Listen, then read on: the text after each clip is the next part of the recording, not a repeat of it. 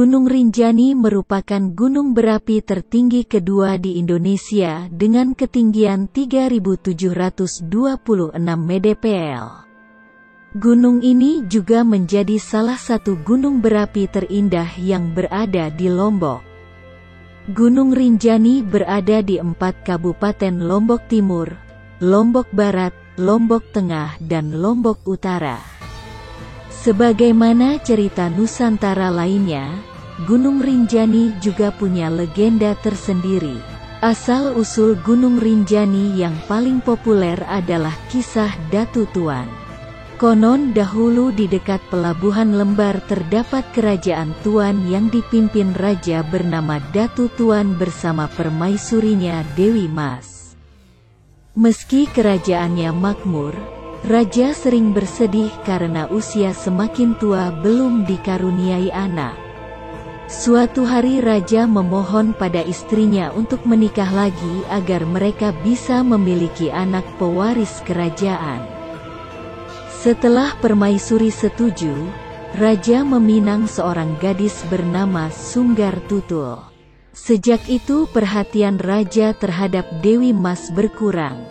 Kesabaran Dewi Mas mendapatkan balasan dari Yang Maha Kuasa.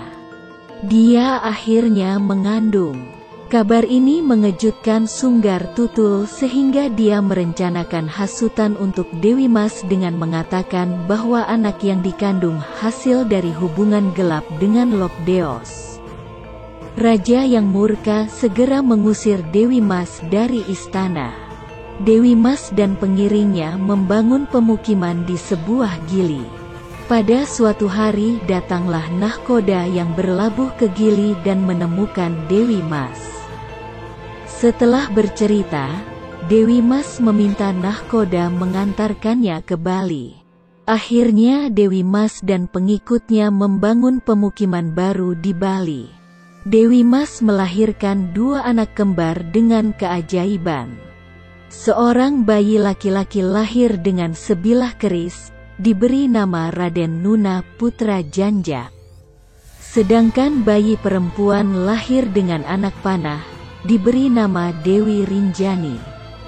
Beranjak dewasa, Dewi Mas menceritakan kisahnya kepada kedua anaknya.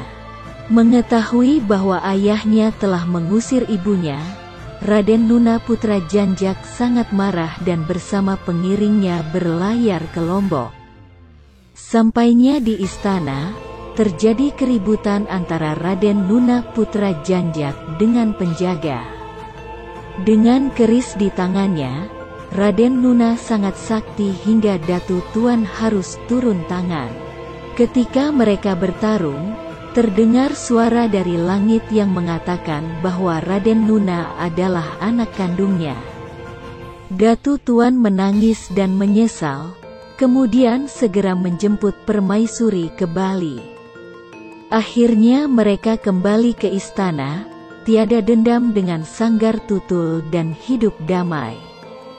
Datu Tuan menyerahkan tahta kerajaan kepada Raden Nuna Putra Janjak.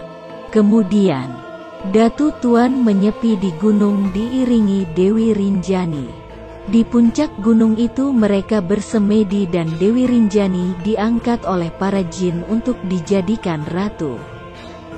Sejak saat itulah gunung tertinggi di Pulau Lombok tersebut dinamakan Gunung Rinjani. Sekian sampai di sini cerita kali ini. Jika ada yang salah mohon dimaafkan dan komen di kolom komentar untuk memberikan masukan. Dan jangan lupa juga untuk tekan tombol merah, subscribe, agar admin semangat membuat konten-konten cerita-cerita yang lain.